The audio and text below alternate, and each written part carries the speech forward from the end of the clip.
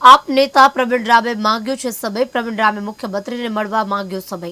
સોમનાથ ખાતેની ચિંતન શિબિરમાં સમય માંગ્યો. પ્રવીણ રામે લેટરમાં એક ગર્ભિત ચીમકી પણ આપી. શિબિરમાં ચિંતન કરવા મજબૂર બનવાની ચીમકી. ગર્ભિત ચીમકીના પગલે જ શિબિર સ્થળને અભેદ કિલ્લામાં મીડિયાઓ પણ ચિંતન શિબિર સ્થળ પર પ્રતિબંધ છે. 21, 22 અને 23 તારીખના રોજ સોમનાથ જિલ્લાની અંદર મુખ્યમંત્રી શ્રી, તમામ મંત્રીશ્રીઓ અને સમગ્ર ભાજપ સરકારનો 3 દિવસનો ચિંતન શિબિરનો કાર્યક્રમ છે. આ કાર્યક્રમનો મુખ્ય હેતુ છે કે ગુજરાતના સળગતા મુદ્દાઓ પર ચિંતન થાય. ત્યારે જે જિલ્લામાં આ કાર્યક્રમ ગોઠવવામાં આવ્યો છે એ જિલ્લાના 3 મહત્વના સળગતા મુદ્દાઓ છે. પહેલો મુદ્દો ખેડૂતોનો છે કે ઇકો ઝોન રદ થાય.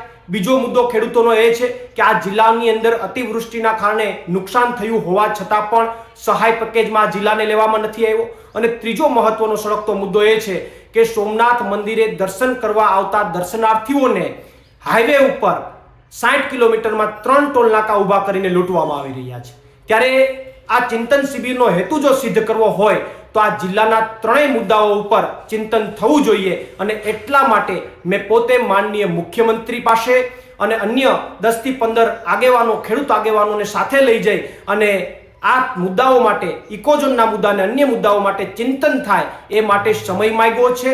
મને વિશ્વાસ છે કે માનનીય મુખ્યમંત્રી શ્રી આ જિલ્લાના સળગતા મુદ્દાઓ માટે ચોક્કસથી સમય આપી અને આ ઇકોઝોનના મુદ્દા અને અન્ય મુદ્દાઓ માટે ચોક્કસથી અમારી સાથે ચિંતન કરશે, જેથી કરીને અમારે 196 ગામના ઇકોઝોનમાં આવતા જે લોકો છે એ તમામની સાથે હજારોની સંખ્યામાં ત્યાં ટોળા સાથે ઘૂસી જઈ અને ચિંતન કરાવવા માટે મજબૂર કરવા પડે એવી કદાચ અમને ફરજ નહીં પડે.